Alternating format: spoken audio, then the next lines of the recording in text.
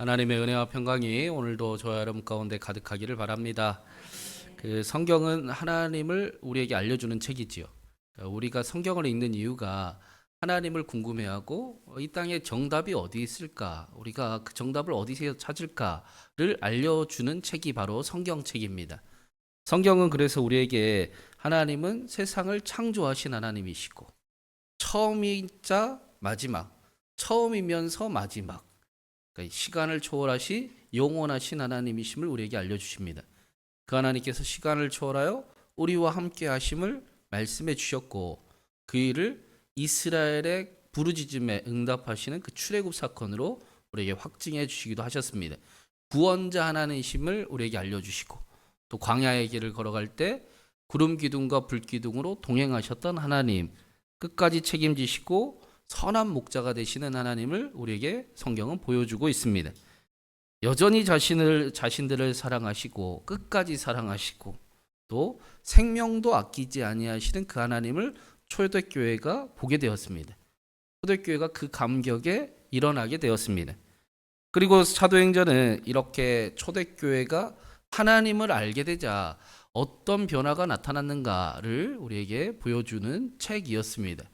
사도들은 하나님을 알게 되자, 하나님이 누구신지 알게 되고 성령 충만하게 되자 첫 번째로 변화된 것이 재물을 바라보는 눈이 바뀌었다라고 말씀을 했습니다. 정확히 이야기하면 삶의 주인이 완전히 바뀌었다라는 것입니다. 우리 35절, 4장 35절 한번 읽어보겠습니다. 사도들의 발 앞에 두매 그들이 각 사람의 필요를 따라 나누어 줌이라. 초대교회 성도들이 자신들의 재산을 팔아 사도들의 발 앞에 두고 또 각 사람의 필요를 따라 선교하고 구제하는 일에 그 일에 동참하기 시작을 했습니다. 사실은 사람들은 재물을 머리 위에 두고 살아가지요. 재물을 하나님으로 삼아서 머리 위에 모시고 살아가는 것이 자연스러운 일입니다. 그런데 성도들은 그 재물을 머리 위에 두지 않고 머리 위에는 하나님을 두고 재물을 발 밑에 발 아래에 두기 시작을 했습니다. 많은 사람들이 재물을 머리 위에 두고 살아가곤 합니다. 특히 우리나라는 심각함을 우리가 많이 경험을 했습니다. 우리나라는 정말 얼마 전만 해도 돈 얘기하면 그런 저렴한 이야기를 한다라고 이렇게 옆 사람을 이렇게 말리고 그랬던 나라가 바로 우리나라이기도 합니다.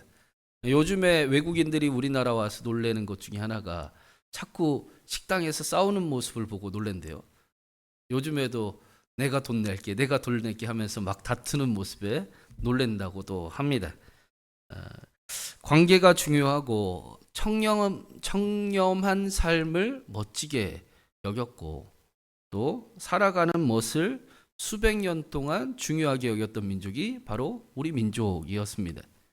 그런데 어느 순간 그 사랑하는 가족이나 뭔가 인생의 가치나 삶의 소중함을 보다는 돈이 인생의 가치가 되어버리고 모든 복이 돈으로 하나가 되어버리는 시대를 우리가 경험하고 있습니다. 돈만이 복이 아닌데 모든 복이 돈이 되어버렸습니다. 이게 그 IMF를 지나면서 심각해졌다라고들 평가를 합니다. 그만큼 고생을 많이 했기 때문이기도 하고 또 동시에 돈이 뭔지를 모르기 때문이다라고도 평가를 합니다. 그런데 이 IMF가 지나고 이제 30년이 이제 좀 돼가잖아요. 30년이 돼가면서 이제는 또 한 바퀴를 돈 것 같아요. 이제 돈보다 소중한 것을 발견하기 시작을 한 것 같습니다. 우리가 사는 시대가 이제는 그래 우리가 잃어버리면 안 되는 그 가치가 있었지라고 다시 회복하는 모습을 보기도 합니다. 사람들이 다시 삶의 가치를 희망을 하고 또 소중함을 발견하는 그런 시대를 우리가 맞이하고 있습니다. 그 일에 앞장서서 이끌어가는 그런 성도가, 그런 교회가 저와 여러분이 되기를 간절히 바랍니다. 우리의 삶의 소중함을 회복하고 또 삶의 축복을, 하나님의 축복을 다시 회복하고 또 그 축복을 나누는 저와 여러분 되기를 주님의 이름으로 축원합니다. 초대교회는 하나님을 알게 되자 돈이 아니라 하나님을 머리 위에 모시고 살게 되었습니다. 그래서 물질을 발 아래 내려놓게 되었습니다. 돈과 명예와 세상 권력을 대표하던 모든 그 물질을 발 아래 내려놓기 시작을 합니다. 물질을 발 아래 내려놓을 수 있었던 것은 하나님으로부터 나오는 그 은총을 경험할 수 있었기 때문입니다. 돈을 위해 살아가는 것이 아니라 돈을 잘 쓰며 사는 인생이 되었던 것입니다. 그래서 초대교회는 자신들의 것이 내 것이라고 여기지 않고 하나님으로부터 오신 것입니다 라는 사실을 다시 회복하고, 자신을 위해서만이 아니라 하나님이 사랑하는 이들을 위해서 구제와 선교하는 일을 소망하고 또 사모하게 됩니다. 그러나 이 일은 자연스럽지는 않습니다. 우리가 생각해도 자연스럽지는 않지요. 모든 헌신의 순간에 사람의 마음에 늘 시험은 있기 마련입니다. 오늘 말씀에도 그렇게 초대교회가 이제 막 불타오르는 때이지 않습니까? 이제 초대교회가 막 부흥하며 일어나는 그때에 심각하고 비극적인 일이 나타났다라고 우리에게 알려주고 있습니다. 이제 막 시작하는 공동체의 어려움은 이제 모른 척하고 아니야 괜찮아 할 수도 있었을 텐데, 복음서 사도행전은, 성경은 우리에게 그 일들을 감추지 않고 그 일들 역시 하나님의 역사 속에 있음을 우리에게 보여주고 있습니다. 1절과 2절을 우리 한번 같이 읽어보겠습니다. 아나니아라 하는 사람이 그의 아내 삽비라와 더불어 소유를 팔아 그 값에서 얼마를 감춤해 그 아내도 알더라. 얼마만 가져다가 사도들의 발 앞에 두니. 초대교회는 그 하나님의 놀라운 표적과 역사가 강하게 나타났던 것만큼 하나님의 심판도 드러나게 나타났습니다. 아나니아와 바나바는 똑같은 일을 했습니다. 단어도 똑같아요. 이 말씀과 바나바가 했던 일, 우리 한번 37절도 읽어보겠습니다. 바나바와 밭이 있음에 팔아 그 값을 가지고 사도들의 발 앞에 두니라. 똑같은 단어들을 일부러 사용하면서 아나니아나 바나바나 똑같은 모습을 행하였다라고 설명을 해주고 있습니다. 똑같이 자신들의 소유를 팔았고 똑같이 그 판 돈을 사도들 발 앞에 놓았습니다.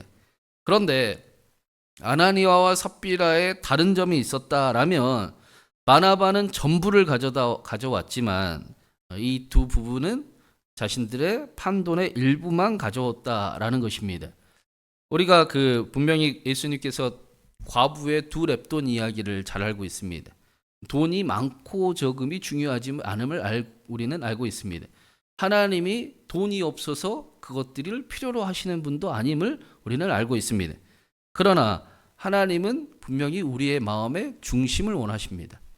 물질이 아니라 중심을 보고 계셨습니다. 다시 말하면 우리가 드리는 헌금은 우리의 마음을 드리는 것입니다. 우리 자신을 대신해서 드리는 것입니다. 그게 헌금입니다.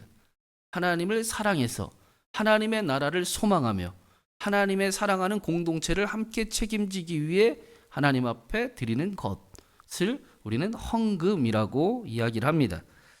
그 자수성가한 어떤 사람이 아내의 전도에 결국은 예수님을 믿게 됐대요. 자수성가를 했으니까 얼마나 성실하기도 하고 꼼꼼하기도 하고 또 어떻게 보면 짠돌이 같은 그런 모습이 있었겠습니까? 돈의 소중함을 굉장히 아는 분이었습니다. 얼마나 알뜰살뜰하게 사업을 하고 돈을 모았는지 헛돈을 쓴 적이 한 번도 없습니다. 그런데 교회를 다니면 이제 헌금을 해야 된다라는 이야기를 어디서 들은 거예요. 저 이걸 얼마나 해야 되는 건가라고 계속 고민을 하다가 하루는 목사님에게 물었습니다. 목사님, 예수님 믿는 건 너무 좋은데 예수님 믿으면 돈은 얼마나 드려야 됩니까? 담뱃값 정도 드리면 됩니까? 라고 물었습니다.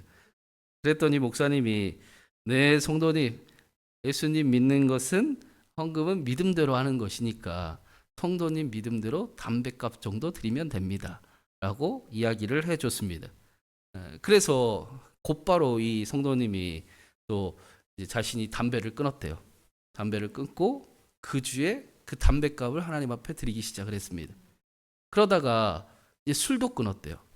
그리고 그 주부터는 담뱃값에 더해서 술값도 하나님 앞에 드리기 시작을 했습니다. 그러다가 믿음이 깊어져 집사의 직분을 받고 11조를 하기 시작을 하고, 그러다가 어느 때에 오니까 그 교회에서 가장 헌금을 많이 하는 집사님이 되었다라고 합니다. 목사님이 하루는 집사님께 물었어요.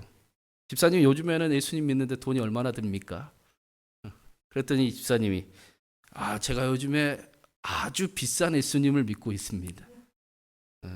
내가 믿는 예수님이 너무나 귀한데 비싸게 믿어야지요. 그렇게 말씀을 했다라고 합니다.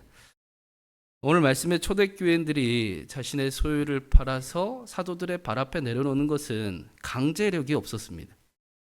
교회를 다니면 그래야 된다라는 말도 전혀 없었습니다.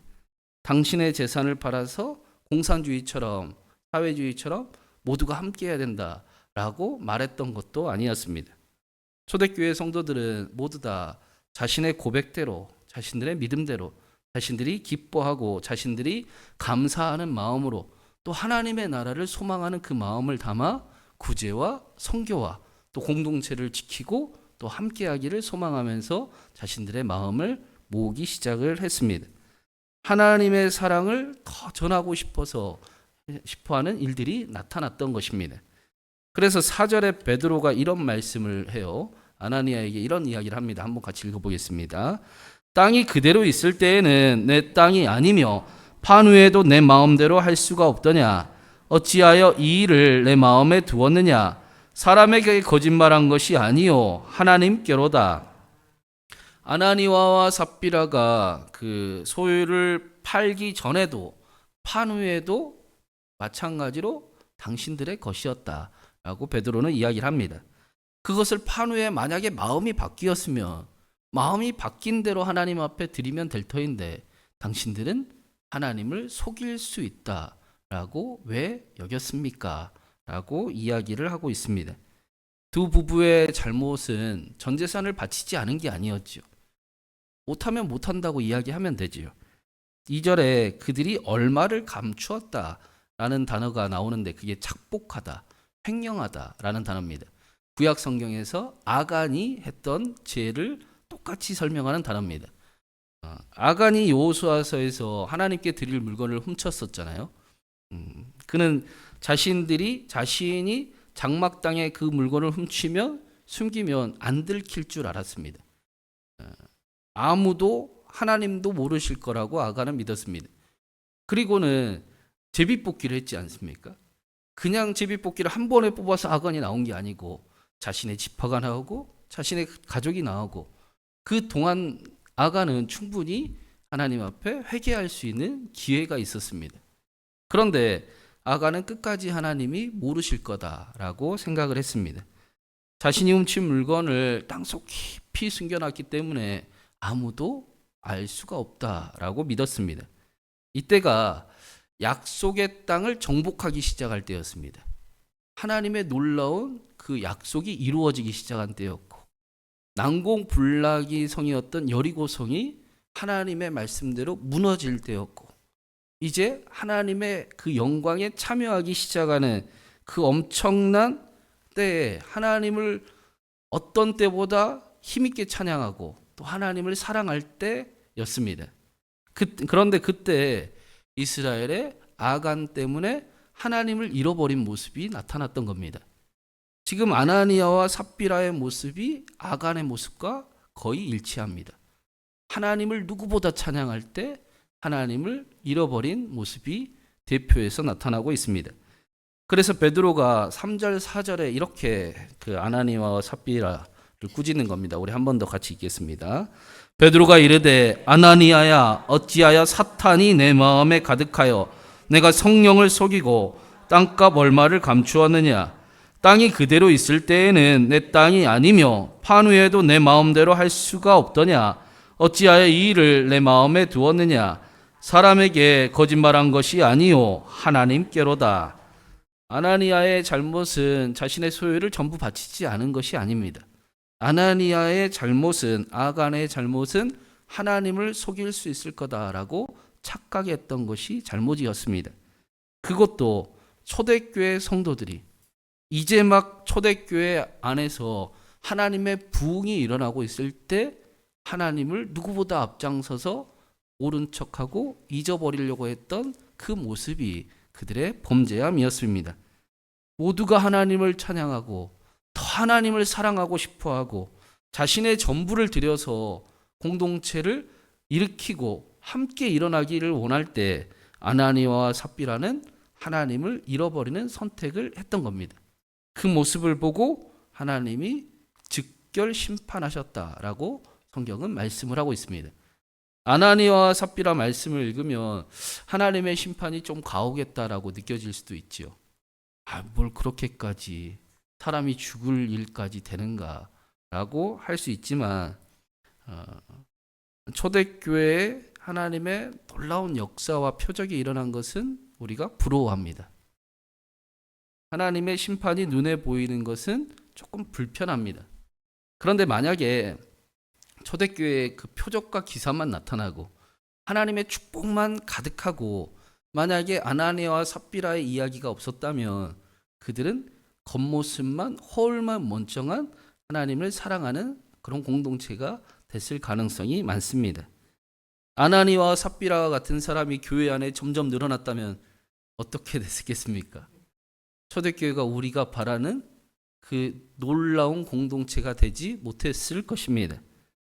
아나니아와 삽비라의 이야기를 통해 하나님께서 우리에게 말씀하시는 것은 완벽함이나 넘어지지 않는 삶이나 강한 삶을 살아가라라는 것이 아니라 언제나 하나님을 마음의 중심에 두고 하나님이 나의 주인이신 것을 분명하게 알며 하나님 앞에 숨김없이 나의 것을 드리고 감사하는 삶, 하나님의 능력을 경험하는 삶, 하나님의 도우심 안에 살아가는 삶을 살아가라라는 것입니다. 그 일이 이제 시작되었는데 굳이 그 일을 회방하는 자가 마치 사탄이 네 아래 거하는 자처럼 살아갈 필요가 전혀 없다라는 것입니다. 오늘 말씀을 읽으면서 우리는 굳이 왜 사도행전의 이때에 이 이야기가 들어있을까를 생각해 볼 필요가 있지요. 안 적어도 되잖아요. 좋은 일만 적어도 될 텐데 왜 굳이 이 이야기를 적었을까? 오늘 말씀의 위치는 아간의 말씀의 위치와 똑같습니다. 여호수아서에 이스라엘이 약속의 땅을 정복하기 시작을 했을 때, 첫 승리를 맛보았을 때 그들이 아간이 나타났습니다. 오늘 말씀에서도 온 이스라엘 속에 초대교회 성도 교회가 세워지기 시작을 했고 놀라운 역사가 일어나기 시작했을 때 똑같은 자리에 아나니아와 삽비라 이야기가 들어 있습니다. 이스라엘은 그 아간의 사건을 경험한 이후에 승승장구를 합니다. 그 뒤로는 하나님을 잃어버리지 않았기 때문입니다. 절대로 하나님을 잃어버릴 수가 없었기 때문입니다. 오늘 말씀에도 아나니아와 삽비라의 사건 이후에 초대교회는 더 놀라운 표적이 나타나기 시작을 합니다. 놀라운 치유의 역사가 나타나고 더 많은 이들이 예수 그리스도께 나오는 일이 나타나기 시작을 합니다. 초대교회가 하나님을 잃어버릴 수 없었기 때문입니다. 절대로 무슨 일이 있어도 하나님을 잃어버리지 않는 삶을 살아가기를 결단했기 때문입니다. 사랑하는 여러분, 우리의 마음의 중심을 하나님 앞에 드리는 저와 여러분이 되기를 간절히 바랍니다. 하나님을 점점 더 사랑하는 저와 여러분이 되기를 간절히 바랍니다. 하나님을 마음의 중심에 모시는 그 믿음의 고백이 초대교회의 능력이 되었습니다. 우리가 하나님의 마음을 드리고 우리의 마음의 중심을 하나님 앞에 드리는 우리의 믿음의 고백이 우리 신구한교회의 능력이 되게 하실 줄로 믿습니다. 그렇게 함께 교회를 세워가고 또 하나님의 나라를 이뤄가고 우리 교회가 맡기신 지역과 또 하나님이 기도하게 하신 지역에 더 큰 구제와 또 선교의 역할을 감당하는 그런 교회를 함께 꿈꾸고 또 맛보고 또 이루어 나아가기를 주님의 이름으로 축원합니다.